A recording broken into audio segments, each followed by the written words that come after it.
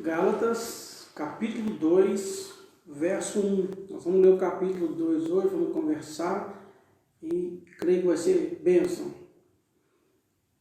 Capítulo 2 do livro de Gálatas. Vamos orar para começarmos, em nome de Jesus.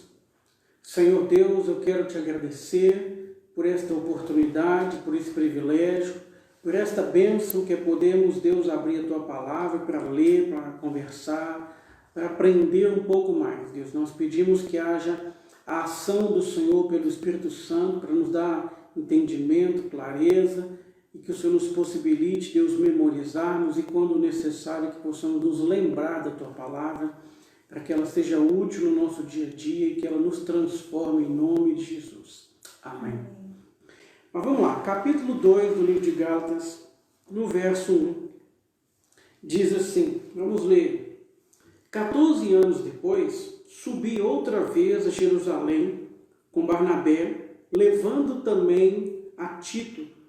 Subi em obediência a uma revelação e lhes expus o evangelho que prega entre os gentios, mas em particular aos que pareciam de maior influência, para, de algum modo, não correr ou ter corrido em vão. Contudo, nem mesmo Tito, que estava comigo, sendo grego, foi constrangido a circuncidar-se.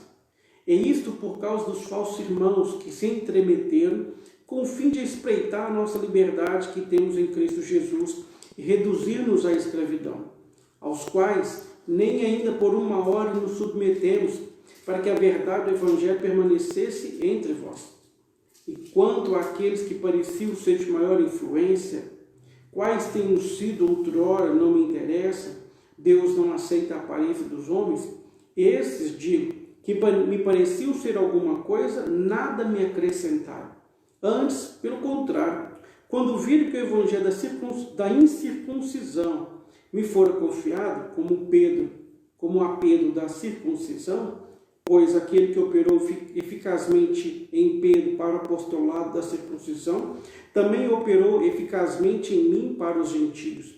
E, quando conheceram a graça que me foi dada, Tiago, Cefas e João, que eram reputados colunas, me estenderam a mim e a Barnabé à destra da comunhão, a fim de que nós fôssemos para os gentios e eles para a circuncisão, recomendando-nos somente que nos lembrássemos dos pobres, o que também me esforcei por fazer.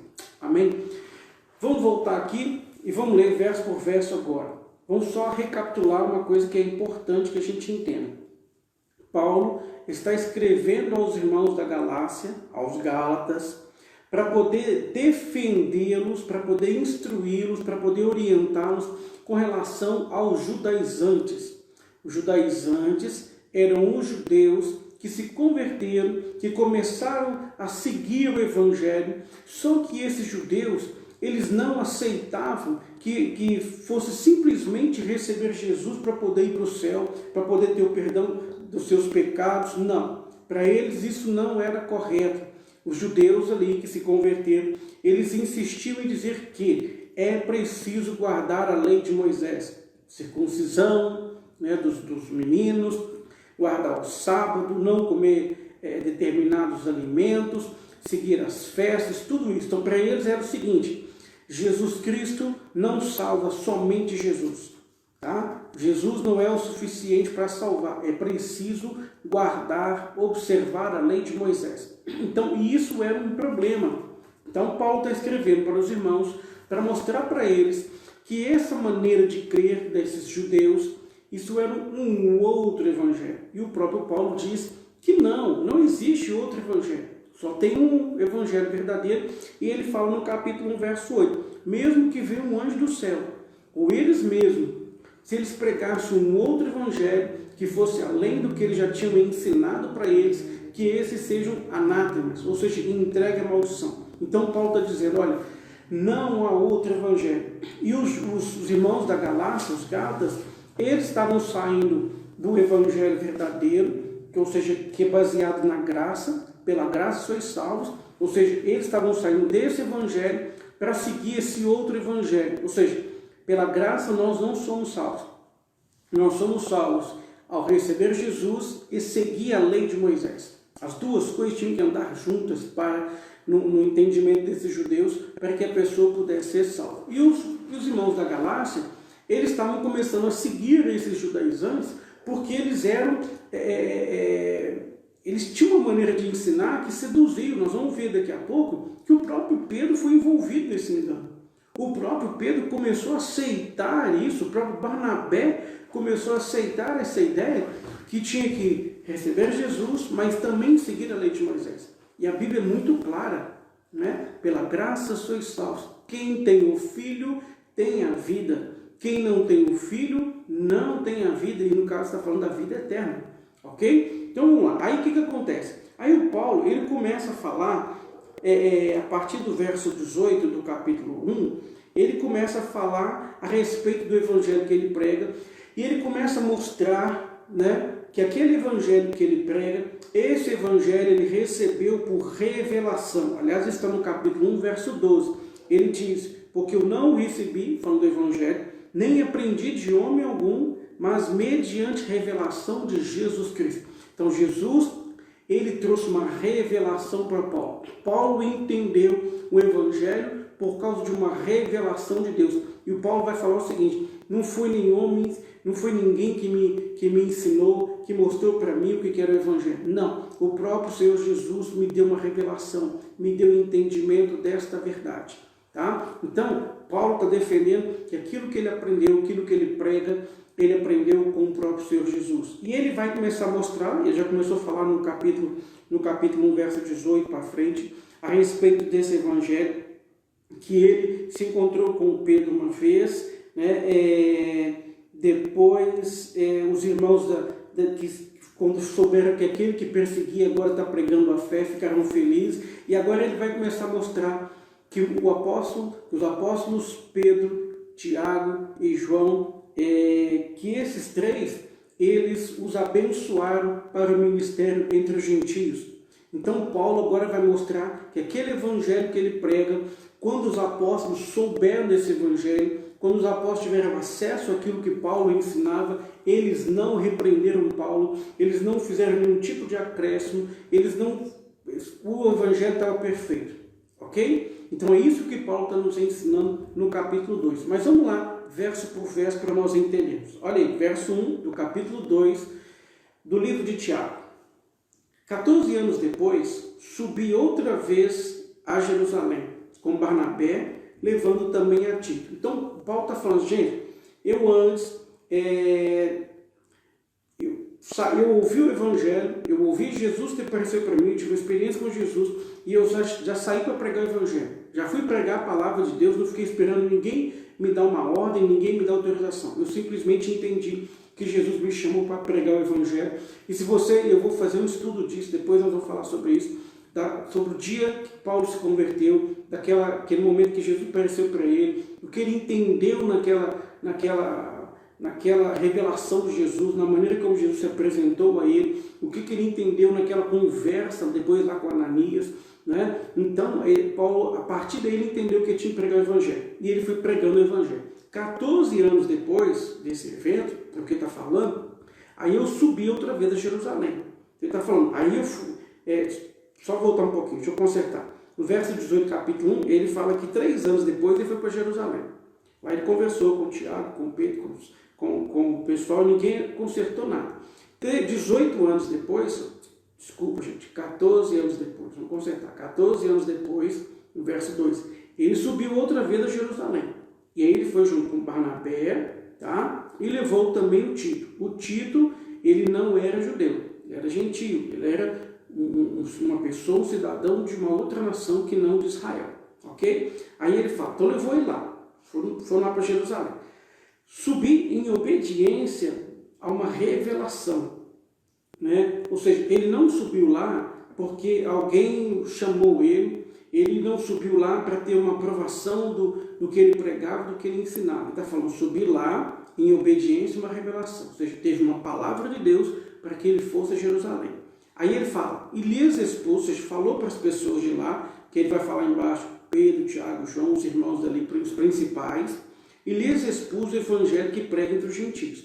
Então Paulo chegou lá ele reuniu os 3 irmãos, ele pregou para eles, pregou não, ele mostrou para eles aquilo que ele pregava, mostrou para eles o que ele pregava entre os gentios, o evangelho que ele pregava, tá? Mas, em particular, aos que pareciam de mal influência. Ele mostrou para o grupo que estava lá, mas aqueles de mal influência, ele foi lá e de maneira particular ensinou para ele, para que, de algum modo, não correr ou ter corrido em vão.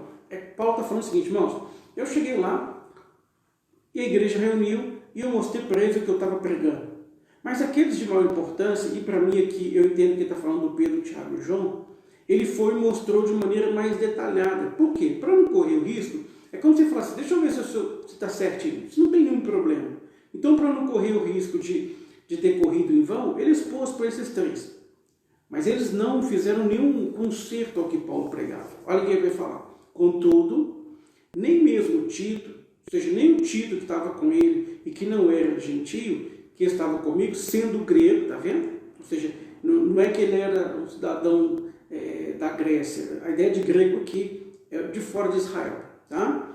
Foi constrangido a circuncidar-se. Olha o que Paulo está falando. Irmãos, eu levei comigo uma pessoa para Jerusalém que não era judeu. Ou seja, ele não tinha sido circuncidado quando era uma criança. E quando eu cheguei lá, eu expus para as pessoas o que eu prego entre os gentios. Os que estavam lá, os homens mais importantes da igreja de Jerusalém, eles não fizeram questão, não me falaram nada para poder circuncidar o Tito. Porque isso era uma exigência básica da lei, que o homem, todos os homens, fossem batizados como criança no 8º dia. Jesus foi circuncidado, batizado não, circuncidado no 8º dia.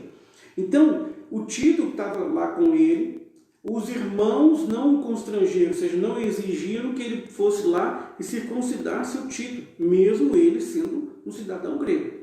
E se você for lá nos judaizantes, quando os judaizantes chegaram aos Gálatas, exigiram que aqueles homens que se converteram, né, a Jesus, que eles também deveriam cumprir a lei, e uma das exigências era que os homens fossem circuncidados. Entende? E Paulo está mostrando, eu levei o Tito para Jerusalém. A igreja principal é a igreja de Jerusalém. Lá está o Pedro, o Tiago e o João. Eles não pediram para circuncidar o Tito. Não pediram que o Tito também começasse a observar a lei. Não pediram que ele se convertesse ao judaísmo. Nada disso. Ok? É isso que Paulo está falando. Verso 4. É isto por causa dos falsos irmãos que se entremeteram com o fim de espreitar, com falsos irmãos que se entremeteram com o fim de espreitar nossa liberdade que temos em Cristo Jesus e reduzir-nos à escravidão. Então Paulo está falando, gente, estou falando isso aqui para vocês, porque tem uns falsos irmãos, olha, é importante disso. Falsos irmãos, os judaizantes estão falando, eles são falsos, eles não são irmãos de verdade. Entende? Por que está falando que é falso? Porque a pessoa só passa a ser irmão em Cristo quando ela realmente se converte, quando ela realmente crê em Jesus como o único meio de salvação. Então, aqueles que não criam em Jesus, no caso dos judaizantes, como o único meio de salvação, não nasciam de novo, não se tornavam filhos de Deus. Então, esses aqui eram falsos irmãos que se envolveram ali no meio dos irmãos para tentar espreitar, diminuir, atrapalhar a liberdade que eles têm em Cristo, reduzindo-os à escravidão. Paulo está falando o seguinte, que a lei, não que a lei escravizava, mas a lei tinha uma coisa muito séria nela, porque a lei, ela mostrava a lei mostra como nós devemos ser, como nós devemos nos portar em santidade. Só que em nós há uma coisa chamada pecado, nós temos uma natureza adâmica, e essa natureza em nós nos impede de sermos perfeitos como Deus deseja. Então, quando nós conhecemos a lei revela o pecado que é em nós, e revela que nós somos escravos do pecado. Então, quando Paulo está falando, esses irmãos estão querendo tirar nossa liberdade, nos reduzir à escravidão, está falando o seguinte, essas pessoas estão nos ensinando outro evangelho, que nos tira da liberdade em Cristo e nos faz voltar à escravidão do pecado, porque a lei, ela não perdoa os nossos pecados. A lei aponta o pecado. E vai falar mais na frente que a lei é como um aio que nos conduz ao entendimento que nós precisamos de um Salvador. A lei, ela veio para mostrar ao homem que a exigência de Deus é perfeita e é impossível para nós. E ela mostra que nós somos pecadores e necessitamos de um Salvador. Então nós conhecemos Jesus, que é o Salvador. Em Jesus nós recebemos a salvação, o perdão, a libertação da escravidão do pecado. Mas se você voltar a viver pela lei, você volta a ser escravo do pecado. Você sai da liberdade que nós temos em Cristo. Isso é simples de entender. E é isso que Paulo está falando que os irmãos, aqueles falsos irmãos, estavam fazendo. Ensinar as pessoas, não, você não pode só crer em Jesus e achar que está tudo bem. Você precisa observar a lei de Moisés. E aí quando você começa a observar a lei de Moisés, para poder andar em perfeição, para poder alcançar o perdão dos pecados, você volta a ser escravo do pecado. Porque você não alcança perdão de pecado pela lei. Entende? O sangue dos animais que eram sacrificados no Velho Testamento, eles apontavam para o sangue de Jesus. Jesus é a realidade. E quando a realidade se manifesta, a sombra não tem mais importância. Entende? Então Jesus nos liberta, mas a lei nos leva à escravidão. Verso 5, aí o Paulo fala assim, aos quais, ou seja, a esses irmãos aí, nem ainda por uma hora nos submetemos, para que a verdade do Evangelho permanecesse entre vós. Aí Paulo fala assim, olha, esses irmãos aí, a gente não os aceitou, a gente não ouviu, a gente não creu, a gente não recebemos a palavra deles em nenhum momento. E é importante, porque se Paulo, por algum momento, recebesse aquela palavra, acreditasse naquilo, bom, acabou o Evangelho, voltaremos à lei. Se basicamente tudo que no Novo Testamento é de Paulo, todo o ensino sobre graça é de Paulo, e se Paulo começasse a deixar a graça, acabou, nós não temos problema. E Paulo fala, por nenhum momento nós nos submetemos a esse outro Evangelho. Em nenhum outro momento, em nenhum momento a gente aceitou essa falsa verdade como se ela fosse a verdade. Nós não fizemos isso e graças a Deus, porque Paulo não fez isso. Graças a Deus, Deus deu a compreensão e entendimento. Entende? Isso é importante mais. Verso 6. E quanto àqueles que pareciam ser de maior influência, os quais temos sido outrora, não me interessa, Deus não aceita a aparência do homem, esses de que me pareciam ser alguma coisa, nada me acrescentaram. Paulo está falando, olha, até as pessoas lá de influência que tinham na região, que tinham na igreja, ou esses judaizantes, ninguém conseguiu me convencer de absolutamente nada. Ninguém acrescentou absolutamente nada, não me influenciaram a mudar o evangelho que eu prego.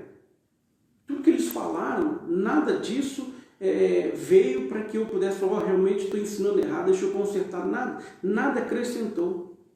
Nada foi acrescentado ao que Paulo ensinava, ao contrário, percebeu que havia erros naquilo que eles ensinavam. Tá? Verso 7, antes pelo contrário, né? E voltando aqui, aqueles de maior influência em cima também poderiam ser, que Paulo não fala ainda, bem, para mim fica meio no ar, mas também poderia ser os cristãos, podia ser até os apóstolos Pedro, Tiago e João. E aí Paulo está falando, eles não me acrescentaram nada, perfeito, o que eu tenho ensinado está perfeito, não tem nada a ser acrescentado. Olha aí, ao verso 7, antes pelo contrário, quando viram que o evangelho da incircuncisão me foram confiado, como a Pedro da circuncisão, só vou explicar isso aqui. Paulo, quando ele está falando aqui, ele está falando assim, pelo contrário, quando os irmãos lá viram que o evangelho da incircuncisão, o que é incircuncisão e circuncisão? Circuncisão era uma marca de Israel. Então, circuncisão, que entenda, judeus. Incircuncisão, gentios. Paulo, se ele escrevesse assim, antes pelo contrário, quando viram que o evangelho dos gentios me fora confiado, como a Pedro dos judeus, né? O que ele está falando isso?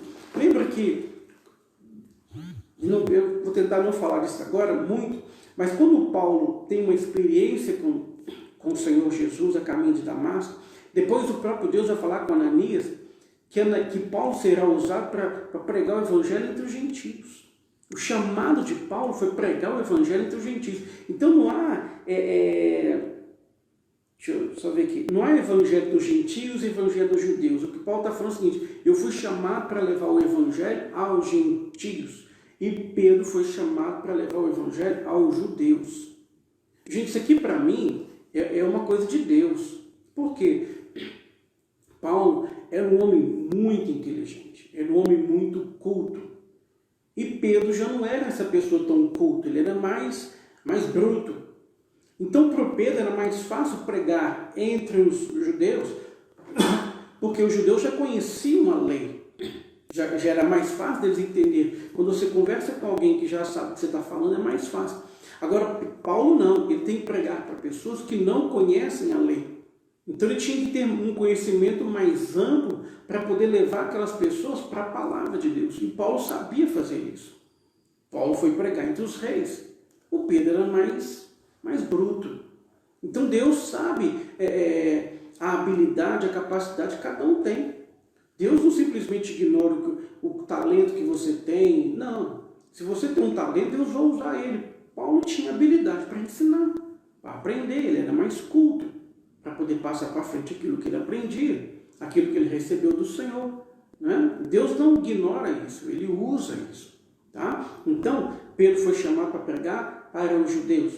Paulo foi chamado para pregar para os gentios. Né? Então, os irmãos, eles viram isso, eles entenderam isso. Aí o verso 8, olha aí: pois aquele que operou eficazmente em Pedro para o apostolado da circuncisão, também operou eficazmente em mim para os gentios. Então Paulo fala, olha, aquele que chamou o Pedro e o capacitou e operou, né, para que ele pudesse ser um apóstolo entre os judeus, operou na minha vida para que eu possa ser um apóstolo no meio dos gentios. Ok? Então as pessoas que estavam ali perceberam isso. Quando Paulo ia expondo o que ele pregava, a maneira que ele ensinava, e você pode ver isso no capítulo 15 do livro de Atos dos Apóstolos. Você pode ir lá no Atos capítulo 15, você vai ver, é o primeiro concílio que tem da igreja. E é interessante ler o capítulo 15 de Atos, porque ele está falando do problema dos judaizantes. E aí Paulo lá, ele prega, ele fala o que ele está pregando, o que ele está ensinando para a igreja gentílica. Né? É importante dar uma lida depois para você entender um pouquinho mais do que eu estou falando. Ok? Verso 9. E quando conheceram a graça que me foi dada, ou seja, quando eles entenderam, viram aquilo que Paulo tinha recebido de Deus, o Tiago, o Cefas ou Pedro e o João, que eram reputados colunas, ou seja, aqueles que eram o que mantinha a igreja de pé, os mais importantes, né, os que mais destacavam na igreja, né, na igreja de Jerusalém, eles que fizeram? Me estenderam a mim e a Barnabé a destra da comunhão. Aprovaram. A ideia de estender a destra, de cumprimentar. Sabe quando vai fechar um negócio, você dá um cumprimento com um aperto de mão? Paulo está falando disso. Eles aprovaram. Eles me deram o aval. Eles me deram uma bênção para que eu pudesse continuar fazendo aquilo que eu estava fazendo. Para que eu continuasse pregando o evangelho que eu estava pregando. Não teve nenhuma correção, não teve nenhuma exortação, a não ser que nós vamos falar agora, que é de cuidar das viúvas, no caso aqui dos pobres, ele fala aqui dos pobres, mas viúvas, dos órfãos, dos pobres, né? Então foi a única exortação que Paulo falou, isso eu já estou fazendo. Então olha só, volta no verso 9 aí. Então quando conheceram a graça que me foi dada, o Tiago, o Cefas e o João, que eram reputados colunas, me estenderam a mão a mim e a Barnabé, a destra da comunhão, a fim de que nós fôssemos para os gentios e eles para a circuncisão. Então Paulo falou, eu recebi a bênção para poder pregar entre os gentios. E esses irmãos, Pedro, Tiago, João, eles continuariam pregando para os judeus. O ministério de Paulo era fora de Jerusalém. O ministério de Pedro, Tiago, João era dentro de Israel. Era dentro de Israel. Paulo ia para fora, os outros povos. Você vai ver que Paulo começa a sua caminhada em Damasco, depois ele vai e prega o evangelho, depois ele volta para Jerusalém, depois ele começa de novo a pregar até chegar em Roma, no centro do mundo da época, no lugar mais importante do mundo. E ele vai pregando para reis, vai pregando para pessoas importantes, né? Paulo foi alguém que foi muito usado por Deus para pregar o evangelho, para levar o evangelho aos gentios. Paulo era um cara diferenciado nesse aspecto, muito inteligente. Ok? Verso 10. Recomendando-nos, a única recomendação que o Pedro, Tiago e João fizeram para Paulo foi recomendando-nos somente que nos lembrássemos dos pobres, o que também me esforcei por fazer. Ou seja, a única Paulo está falando, irmãos, da Galácia, eu fui em Jerusalém e lá estavam Pedro, Tiago e João. E eu expus para eles, eu mostrei para eles aquilo que eu prego aos gentios. E eles perceberam que Deus realmente me chamou para ser apóstolo dos gentios, para pregar o evangelho fora de Israel. E eu tenho feito isso. E eles não fizeram nenhum tipo de exortação. A única coisa que eles me pediram para que eu não me esquecesse, para que eu me lembrasse dos povos. E isso eu estou me esforçando para fazer. Então não houve nenhuma exortação. Não houve os apóstolos de Jerusalém falando com Paulo que eles estavam ensinando algo errado. Eles não falaram com Paulo que eles tinham que seguir a lei para poder ser salvos. Eles não falaram para Paulo para que circuncidassem os homens. Ele falou de Tito, que não foi nem constrangido ou exigido que Tito fosse circuncidado. Não falaram para guardar o sábado, não falaram para nada disso. Continuaram deixando Paulo pregar. E Paulo pregava, a salvação vem pela fé. Vem pela fé. Nós cremos em Jesus como o Senhor e Salvador e aí nós acessamos a graça de Deus. E aí nós somos salvos. Então, os irmãos de Jerusalém, os apóstolos os principais, Pedro, Tiago e João, eles aprovaram o ministério de Paulo. E vamos continuar agora, vai ficar legal. Verso 11. Quando, porém, Cefas, ou Pedro, veio a Antioquia, resisti-lhe face a face, porque se tornara repreensível. Com efeito, antes de chegarem alguns da parte de Tiago, comia com os gentios. Quando, porém, chegaram, afastou-se e, por fim, veio apartar-se, temendo da circuncisão. E também os demais judeus dissimularam com ele, a ponto de o próprio Barnabé ter se deixado levar pela dissimulação deles. Quando, porém, vi que não procediam corretamente segundo a verdade do Evangelho, disse a Pedro, na presença de todos, se, sendo tu judeu, vives como gentio e não como judeu, por que obrigas os gentios a viverem como judeus? Nós, judeus por natureza, e não pecadores dentre os gentios, sabendo, contudo, que o homem não é justificado por obras da lei, e sim mediante a fé em Cristo Jesus. Também temos crido em Cristo Jesus para que fôssemos justificados pela fé em Cristo e não por obras da lei, pois por obras da lei ninguém será justificado. Mas, se procurando ser justificados em Cristo, fomos nós mesmos também achados pecadores, dar-se-á o caso de ser Cristo ministro do pecado? Certo que não, porque se torna a edificar aquilo que destruí, a mim mesmo me constituo transgressor, porque eu, mediante a própria lei, morri para a lei, a fim de viver para Deus. Estou crucificado com Cristo. Logo, já não sou eu quem vive, mas Cristo vive em mim. E esse viver que agora tenho na minha carne, vivo pela fé no Filho de Deus, que me amou e assim mesmo se entregou por mim. Não anulo a graça de Deus, pois se a justiça é mediante a fé, se é mediante a lei, segue-se que Cristo Jesus morreu em vão. Vamos lá, passo a passo agora? Paulo agora ele vai ser bem objetivo, bem direto. Vamos lá. Aí ele vai falar no verso 11. Lembra que ele falou que o Pedro, Tiago e João os abençoaram para eles continuarem pregando o evangelho dos gentios. Olha só, quando porém o Pedro foi lá para Antioquia, tá? Que era entre os gentios, tá? Não era em Jerusalém, não era em Israel, ou seja, Pedro foi para os gentios, resistir-lhe face a face, porque se tornara repreensível. Paulo fala, quando Pedro estava lá com os irmãos de Antioquia, entre os gentios, eu tive que repreender ele, na cara dele. Pedro não fez isso, Paulo não fez isso por carta, não. Ele foi na cara do sujeito e conversou com ele abertamente. Isso está mostrando, vai mostrar para a gente o seguinte, Nem com esse incidente aqui, o Pedro exortou Paulo ou falou para Paulo que ele estava errado.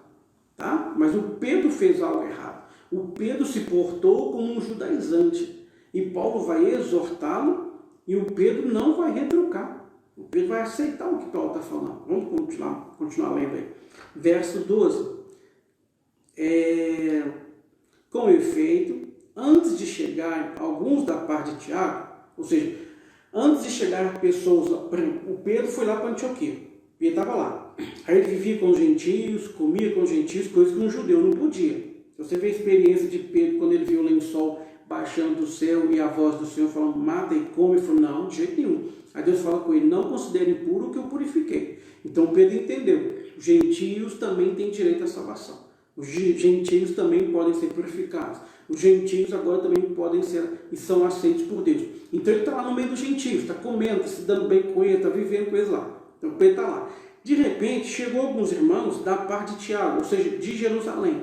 Chegaram alguns judeus. Tá? Quando esses judeus chegaram, o que aconteceu?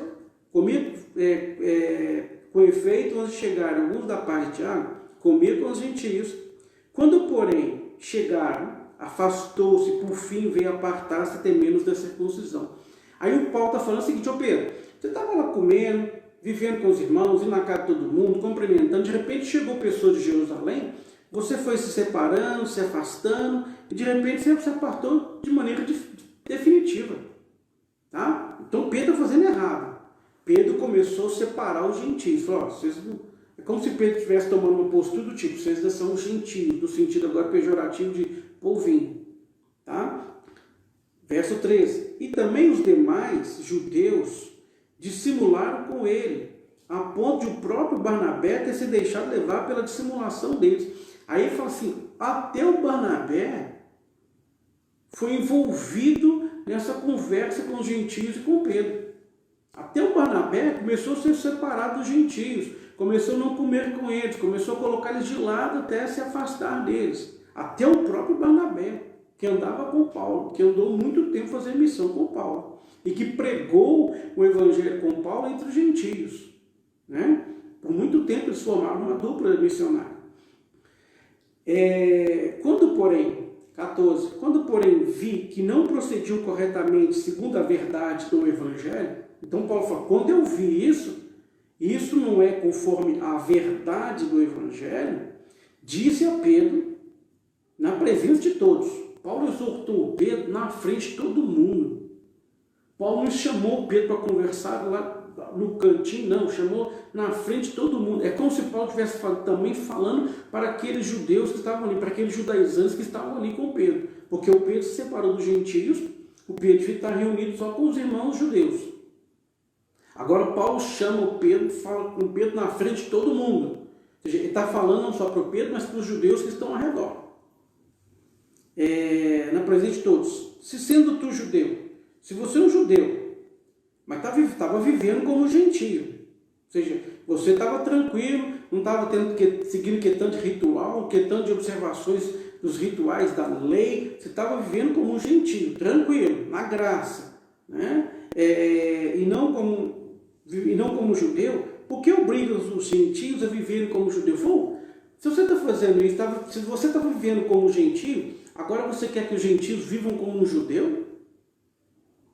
Não está certo, Pedro. Você começou a viver na graça. Agora quer que os gentios que estavam na graça, que eles retrocedam para a lei? Você quer que eles retrocedam? Você está fazendo errado, Pedro. Você está retrocedendo também. Essa era a palavra, essa era a mensagem. Você está retrocedendo, Pedro. Você chegou à graça. E agora você está voltando para a lei. Você está saindo de Jesus e voltando para a lei. Entendeu isso aqui?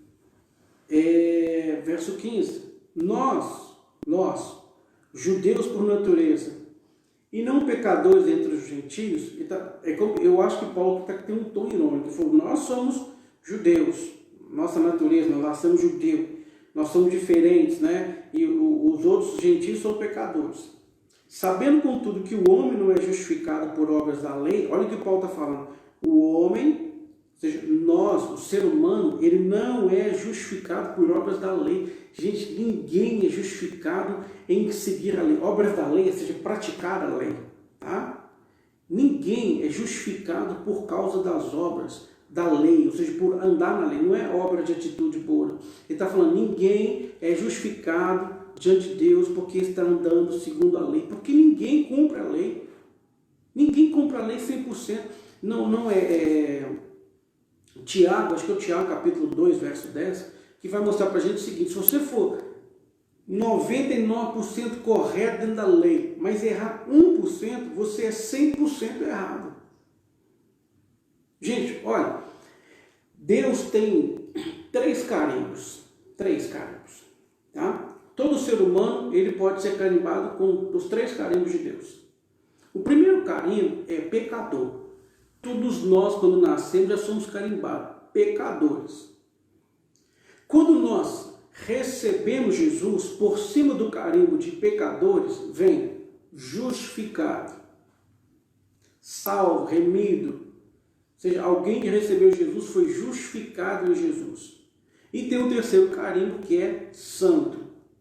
O santo, só Jesus foi carimbado com ele. Todos nós temos ou pecadores, todos nós temos o pecadores e podemos ter em cima do pecador justificado em Jesus. Não tem outro tipo de carimbo. Não tem jeito de você ser justificado se não for por meio de Jesus. Justificados, pois, por meio da graça. Por meio de Jesus Cristo temos paz. Justificados, pois, por meio... Então, me deu um branco aqui, gente. Calma aí, desculpa. Está em Romanos 5. Justificados, pois, mediante a fé, temos paz com Deus por meio de nosso Senhor Jesus Cristo. Nós somos justificados por meio da fé e temos paz com Deus por meio de Jesus Cristo. Essa fé é em Jesus. Não é justificado por meio da obra. Nós vamos falar disso. Paulo vai falar disso aqui de maneira muito mais clara daqui a pouquinho. Calma aí, vamos continuar, por favor. Então, olha o verso 16. Sabendo, contudo, que o homem não é justificado por obras da lei, e sim mediante a fé em Cristo Jesus. Também temos crido em Cristo Jesus para que fôssemos justificados pela fé em Cristo e não por obras da lei, pois por obras da lei ninguém será justificado. Paulo é bem incisivo. Ninguém vai ser justificado por obedecer, por seguir a lei, porque nós não conseguimos. Não tem jeito. Nós não conseguimos. E se você não seguir toda a lei, você é pecador. O carimbo que vai continuar na sua vida é pecador. Entende? Ou você segue toda a lei durante toda a sua vida, desde o seu nascimento até a sua morte, ou você se mantém perfeito, sem nenhum pecado, ou você vai continuar com o carimbo de pecador. Mas o pior é que o salmista diz: em pecado me concebeu minha mãe. Então não tem salvação, senão por Jesus. É Jesus. Jesus é o presente de Deus para a nossa salvação, para Deus nos fazer seus filhos. Vamos continuar aí. Não é por causa da lei. A lei aponta, nós vamos falar disso no capítulo 3. A lei aponta para o Salvador. A lei mostra que nós somos pecadores e aponta para a necessidade de um Salvador, e ela apresenta Jesus. Olha aí, verso 17. Mas, se procurando ser justificados em Cristo, se nós não queremos ser justificados em Cristo, fomos nós mesmos também achados pecadores, ou seja, se nós que estamos trabalhando para ser justificados em Cristo, Paulo está falando assim, gente, se nós, mas se procurando ser justificados em Cristo, somos nós mesmos achados pecadores, dar-se o caso ser Cristo ministro do pecado, Paulo está falando, irmão, se nós que estamos crendo e querendo ser salvos, justificados, tá? Se nós que cremos em Jesus e pregamos Jesus, se nós somos achados vivendo ainda na lei, nós somos achados como pecadores. E aí o caso é que Jesus vai ser um ministro, ou seja, aquele que está nos conduzindo para continuar no pecado. Entende? Ou seja, Paulo está falando, se nós que pregamos Jesus, Paulo está falando para Pedro, nós falamos que Jesus é salvação. Nele tem salvação. Nele há o perdão dos nossos pecados.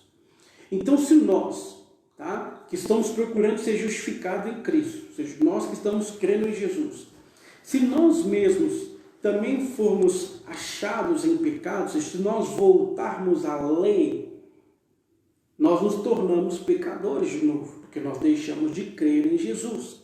Tá? E aí o que vai acontecer é que Jesus vai se tornar o ministro do pecado. Ou seja, Jesus vai estar a serviço do pecado. Isso aqui que está falando? Claro que não. Claro que não. Né? Nós não podemos servir ao pecado. Achados em pecado, só se eu ler um comentário aqui. Isso. Paulo está mais ou menos dizendo assim, se a salvação é pela lei, né, Jesus então não salva. Tá? E se ele não salva, se não seremos... E se ele não salva, nós seremos encontrados como ministros do pecado. Porque nós estamos pregando uma coisa que não é verdade. Entende? Paulo está falando, irmãos, nós falamos para Pedro e para os irmãos, se nós que somos pregadores do Evangelho, anunciamos Jesus, que nele há salvação, que nele há perdão dos nossos pecados, se nós deixarmos Jesus e começarmos a crer em uma outra maneira de salvação, nós estamos servindo ao pecado quando nós falamos para as outras pessoas que a salvação está em Jesus. Parece meio, eu queria que você entendesse, sem embananar tanto. Paulo fala, eu prego que Jesus é a salvação, que nele é a salvação. Mas eu não posso pregar isso e viver uma outra coisa. Eu não posso pregar que Jesus salva e eu mesmo não confiar em Jesus e voltar para a lei. Porque se eu fizer isso, eu estou pregando uma coisa que eu não estou vivendo. E eu estou ensinando para as pessoas errado. Entende? Paulo está falando com Pedro, você está falando uma coisa e vivendo outra. E se você estiver fazendo isso, você está ensinando para as pessoas algo diferente do que você crê. Se você crê que a salvação é em Jesus, mas vive pela lei, você está fazendo com que as pessoas não sejam alcançadas com a salvação. Porque para você, quem é salvo é aquele que segue a lei. Isso está errado, Pedro. Isso está errado. Amém? Verso 18. Porque se torna a edificar, aí vai falar de novo. Porque se torna a edificar aquilo que destruir, a mim mesmo me constituo transgressor. Paulo está falando o seguinte, porque se torna a edificar, ou seja, se torna a ensinar que a salvação é pela lei.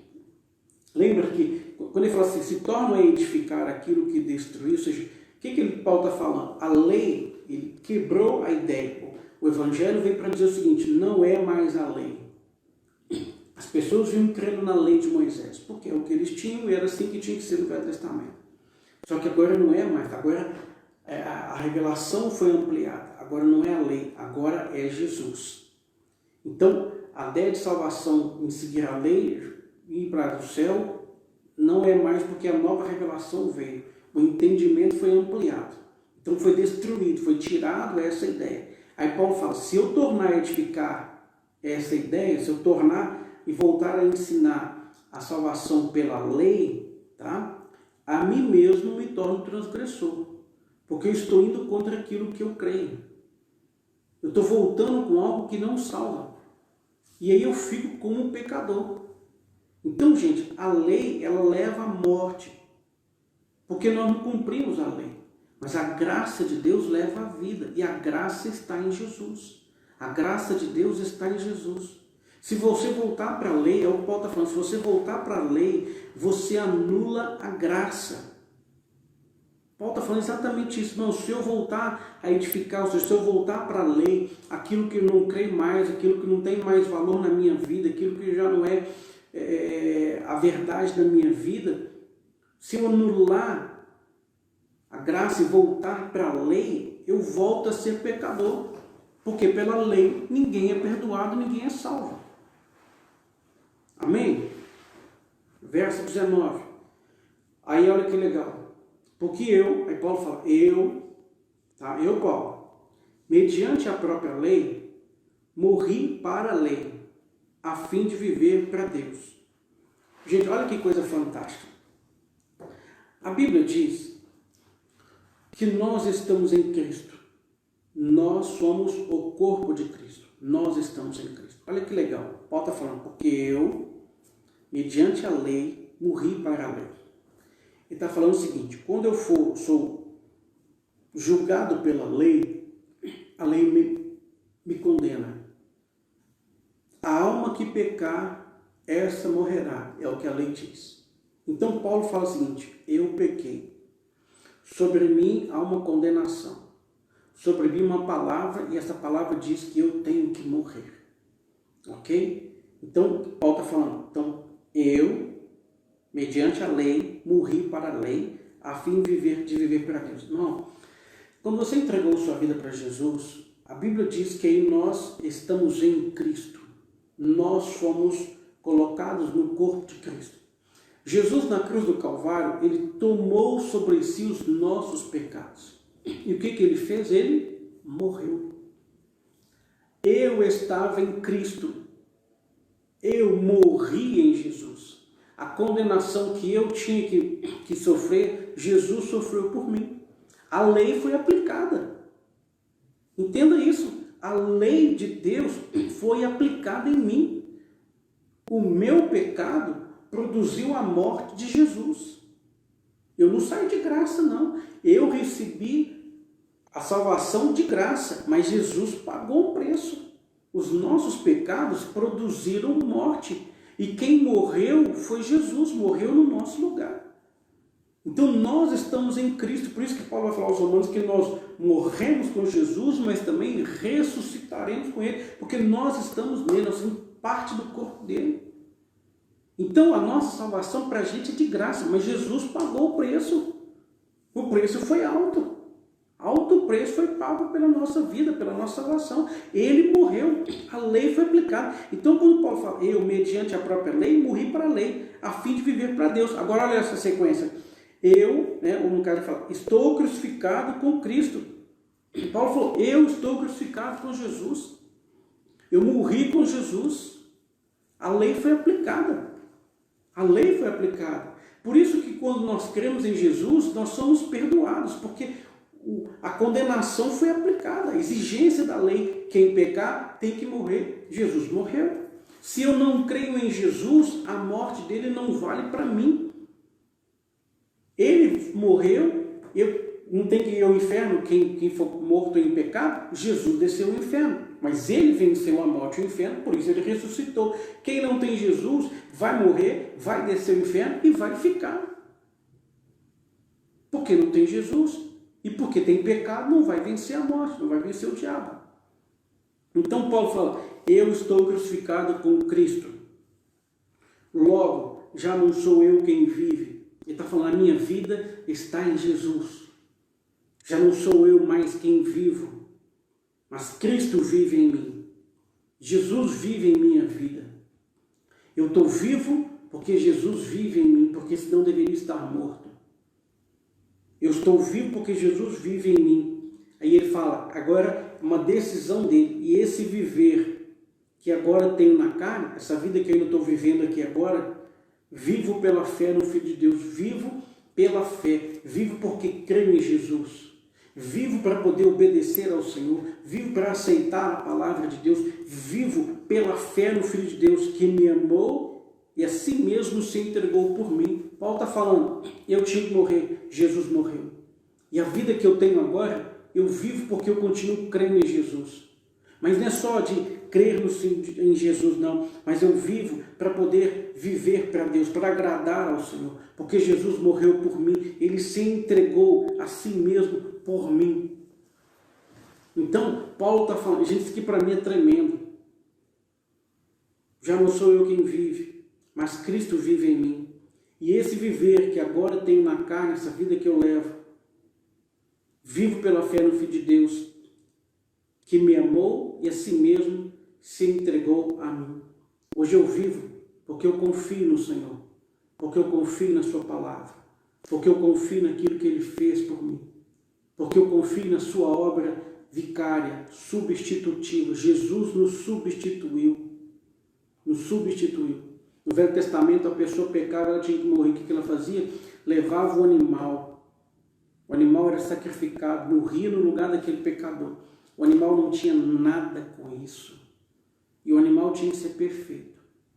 Não podia levar um animal que estava quase morrendo, doente, daquele que tinha que ser sacrificado, não. Tinha que levar um animal perfeito. Jesus, o Filho de Deus perfeito. Ele não tinha nada a ver com o meu pecado. Mas ele morreu por mim. O animal não tinha escolha. Ele era escolhido, levado e pronto. Jesus fez a escolha de morrer por mim, de morrer por você. Então hoje nós temos que fazer uma escolha. Viver para Deus. A vida que vivemos agora na carne, devemos viver pela fé no Filho de Deus. Viver para o louvor da glória do Senhor. Eu quero que você entenda de tudo isso que nós falamos hoje. A nossa salvação é por meio de Jesus. Não é porque nós guardamos a lei, porque ninguém consegue guardar a lei de maneira perfeita. Podemos guardar partes dela, mas 100% não. E com Deus, ou você é 100% perfeito, ou 100% pecador. Ou você precisa de um Salvador, ou você não precisa porque você observa toda a lei. E ninguém consegue observar toda a lei. Entende? E aí, o último verso do capítulo 2. Não anula a graça de Deus, pois se a justiça é mediante a lei, segue-se que Jesus morreu em vão. Paulo está falando, irmãos, eu não anulo a graça de Deus. Se a justiça, irmãos, olha só, se a justiça fosse mediante a lei, se a justiça de Deus fosse por causa da lei, né? O que tinha acontecido? Jesus teria morrido em vão. Gente, isso aqui é o argumento mais óbvio. Paulo está falando, irmãos, se fosse pela lei, por observar a lei, por fazer, ou seja, por obras, por fazer cumprir a lei, Jesus não precisaria ter morrido. Se a justiça de Deus se alcança mediante a lei, a consequência é que Jesus morreu em vão. Então Deus teria sido a pessoa mais cruel com Jesus, em fazer o seu filho vir a este mundo. Deus se faz homem, vive no nosso meio, passa por tudo que ele passou, tem uma morte horrível, vergonhosa, humilhante. Se havia uma outra maneira de salvação. Lembra que pouco antes de Jesus ser preso e ser crucificado, ele está orando já de seu Pai, se possível, passa de mim este cálice, mas seja feito a vontade. E aí Deus não ouviria a sua oração e levaria Jesus para a cruz, quando a pessoa poderia ser salva pelas obras? Não tem jeito. Então Paulo está dizendo para os irmãos da Galácia, eu não entendi o que vocês estão fazendo. Vocês estavam indo muito bem, estão regredindo. Vocês estavam na graça, estão voltando para a lei. Se a lei salvasse, Jesus não morreria. O evangelho que eu prego, o Pedro, o Tiago, o João, ninguém me corrigiu. Eu recebi por revelação que eu prego para vocês. E vocês estão retrocedendo. Teve um momento que o Pedro vacilou, eu repreendi ele, conversei, mostrei para ele, para todo mundo. Ninguém chegou a mim e falou, Paulo, o que você está pregando está errado. Ninguém, não houve essa exortação. Paulo recebeu a bênção para continuar pregando o evangelho aos gentios como ele fazia. Então a mensagem é, você não deve tentar garantir a sua salvação por fazer algo para Deus. A única coisa que Deus deseja que você faça é receba Jesus como o Senhor e Salvador. A partir disso, você vai viver uma vida para o louvor da glória do Senhor, não para ser salvo, mas porque você já foi salvo.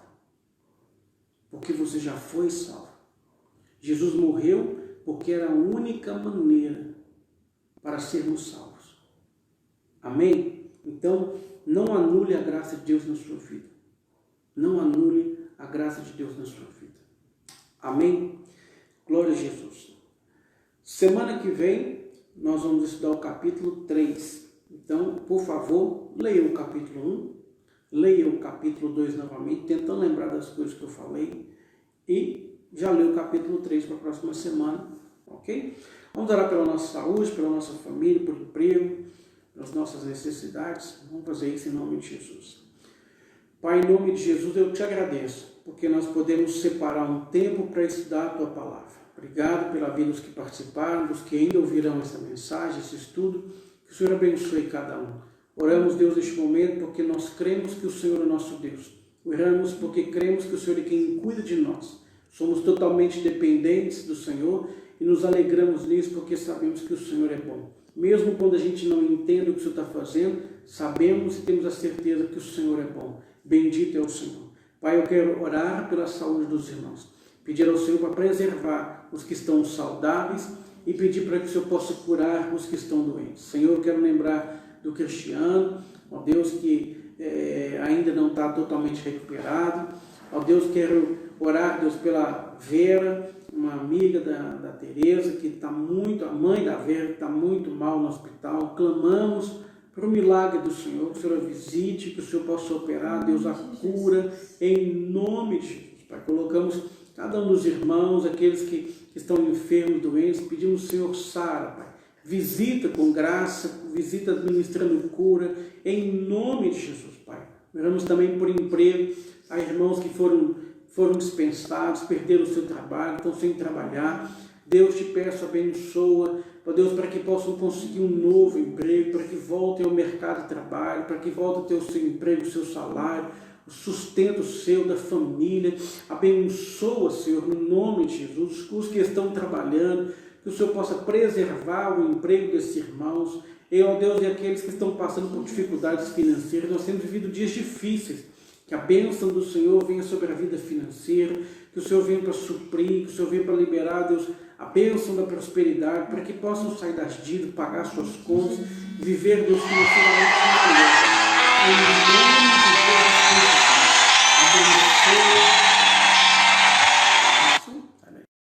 abençoa cada um desses, ó Deus, em nome de Jesus. Ora pelas famílias, abençoa, Deus, as famílias. Abençoa, Deus, as lutas que cada um tem passado, as dificuldades que cada um tem enfrentado, aqueles nos lares que não se renderam, que se rendam, que confessem, que recebam Jesus. Nós abençoamos as famílias no nome de Jesus, colocamos diante do Senhor cada um que participa desta oração. O Senhor conhece as necessidades, o Senhor conhece as lutas que eles têm passado. Senhor, estende as tuas mãos, abençoa, abençoa, abençoa. Nós clamamos para que a bênção do Senhor venha e alcance cada um desses, em nome de Jesus Cristo. Amém. Amém. Bom, antes de encerrar, deixa eu só lembrar aqui, domingo tem culto na igreja, você está convidado para participar do culto na igreja, 7h30, só não deve ir à igreja se você estiver tendo febre, estiver sem olfato, sem paladar, né, sentindo mal, melhor não, é melhor evitar. Convide as pessoas para assistir o culto, né, pela internet, nós passamos o culto pelo Facebook, convide os seus amigos para participar. E dia 31 desse mês, sexta-feira, nós vamos ter o Projeto Jordão, sexta-feira, dia 31, e no sábado, domingo, dias 1 e 2 de agosto, Projeto Jordão desse ano. O tema desse ano é Jesus está voltando. Você está preparado? Né? Então é importante que você participe, você convide as pessoas para participar do Projeto Jordão. Então, dia 31, que é a última sexta-feira, e o primeiro sábado, domingo do mês, Projeto Jordão, você deve participar. Nós faremos da igreja, pode participar na igreja ou pelo Facebook, ok? Amém? Vamos orar, encerrar em nome de Jesus. Pai, obrigado por esta noite, obrigado pela vida de cada um que participa. Eu os abençoo, que a bênção do Senhor venha. Que o Senhor Deus estenda as tuas mãos e que o Senhor libere a bênção, que a tua bênção alcance todos e que o Senhor venha suprir as nossas necessidades. Dá ordem aos teus anjos, eu te peço. Livra-nos do bandido, do ladrão, do homem mau e perverso, daquele, Senhor, que vem contra a nossa vida, os nossos bens. Guarda-nos de todo mal, guarda-nos, ó Deus, de agir no carro, a moto, para não provocarmos e não sermos envolvidos em nenhum tipo de acidente de trânsito. Em nome de Jesus Cristo. E que o amor de Deus Pai, a graça salvadora do nosso Senhor Jesus Cristo e a comunhão com o Espírito Santo de Deus seja sobre cada um de vós, hoje e para todos sempre. Amém. Amém. Deus abençoe. Em nome de Jesus, fique em paz. Amém.